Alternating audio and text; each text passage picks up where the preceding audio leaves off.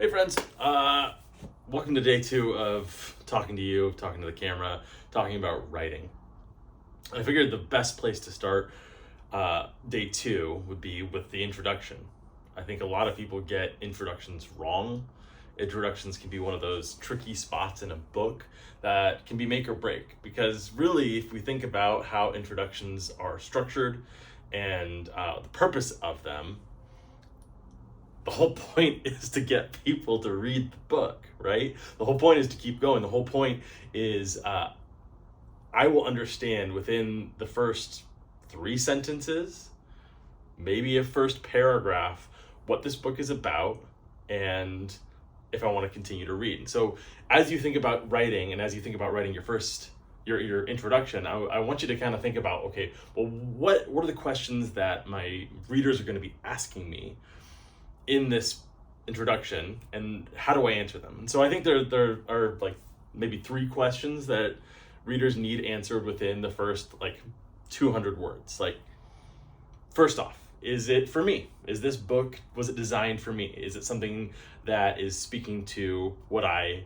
have going on, right? So if you're thinking about, let's say, fitness, because I lived fitness for years, if you pick up like Rachel Cosgrove's book on women in fitness. I think I have it probably somewhere down here at my feet because I'm reorganizing, not because whatever reason. I'm reorganizing my whole bookshelf, as you can tell.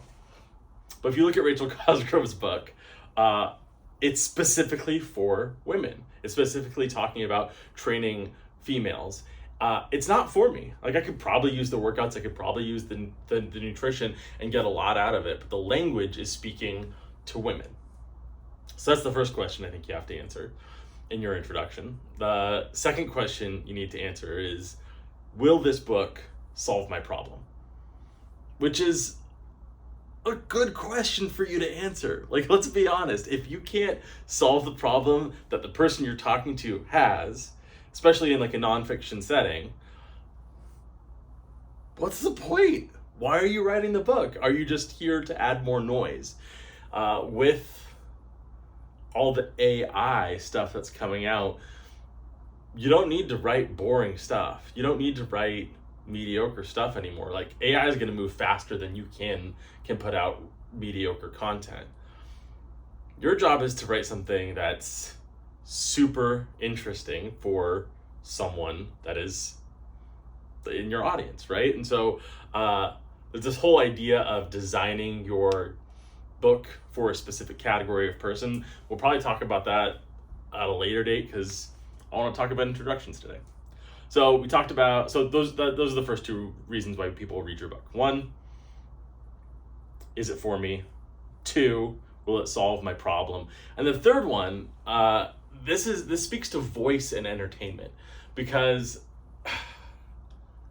we are so distracted. People want to sit down and read a book and enjoy the book. They don't want to pick up a tome and page through it. They don't want this book. They don't want to read research methods in physical activity. That's not a book that's interesting to most people. You don't read this for fun. You read this because you want to learn something. And so if you're writing a nonfiction book, if you're writing a book for an audience and you're using it as a source book for your marketing, it has to be enjoyable. And so within that introductory pages, you got to be engaging. You have to have a unique voice. Again, with AI coming out, it mimics voices, but it's never going to be your voice. And so you have to tell people, this is going to be a fun journey. I'm someone that's going to be enjoyable to walk with through this journey. And I've been there. I'm a guide. I'm pulling you through this journey. My friend Adam on Twitter, he lives in the UK, and he's in my opinion, the king of edutainment. He makes these incredible cartoon videos talking about entrepreneurship and how do you engage an audience. And he's always talking about how do you cross that line of entertaining without going so far as to be just entertaining. It's splitting the line between the two of teaching something important that is valuable while simultaneously keeping my interest and keeping me engaged. So those are the big 3 things that you need to focus on. And when you go into the introduction, especially thinking about the first couple lines of that introduction, you have to think like, okay, if someone's looking at this book on Amazon, if someone's looking at this book in a bookstore, what are the things that are going to keep them reading my book? And there are a couple that I absolutely love. There's a book I have right here. It's Courage is Calling. It's Ryan Holiday's, and he's got some of the best hooks in the business. And I'll read it to you. It was long ago now that Hercules came to the crossroads.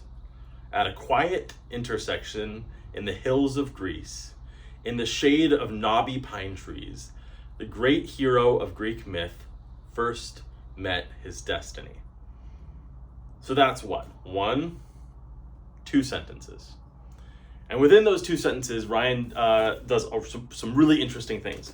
First off, he does this psychological trick called opening a loop, right? So he raises a couple questions that demand payoff within either the contents of the book or within the first couple pages. Opening a loop online, we call that also like promise delivery of payoff, right? So you see a lot of videos like they're building something, and as the construction worker is building something, you're like, oh, I'm so excited. What is this going to be? Okay, so that's what opening a loop does. So he does that here. It was long ago now that Hercules came to the crossroads. Like, okay, well, what crossroads? Like, you start thinking like, okay, where is he going? What's going to happen in this story, right? And you also start picturing things. You start thinking about Hercules. You start thinking about where was he going? Where was he walking? And then in the second sentence, he says, at a quiet intersection in the hills of Greece, in the shade of knobby pine trees. So he paints the images, right? The great hero of Greek myth first met his destiny. What destiny? You start asking these questions, you're hooked. You're like, okay, I gotta know. Like, where was he going? Which road did he choose? Where is this story going to end up? And so in a book about courage, in a book about the virtues, Holiday's incredibly good at getting that loop and getting it in your brain quickly. And so that's one thing that I recommend you do is try and open a couple loops that speak directly to the problems. He chose a hero in this book that is associated in our core, in all of our education. When you talk about Hercules, you talk about someone of great courage and great strength, someone who is admirable, typically is how people think of him. And so if someone's going to pick up a book called Courage is Calling, that person is probably going to want to follow someone who is courageous. And so he chose someone good there. There's a lot more we could probably talk about with introductions. Again, speaking to the pain points, speaking to the problems. I love the idea in Donald Miller's book. He talks about this. The book is called Story Branding. And what he does pretty much within the first couple sentences is he negates everything you know about branding and says really what people are interested in. They don't care about your brand. They care about the story that your brand puts them in as the customer. Do you, as a company, paint your person as the hero?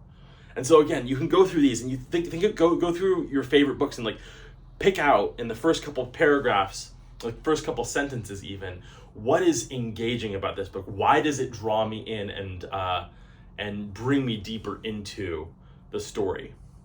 That's what the introduction is for.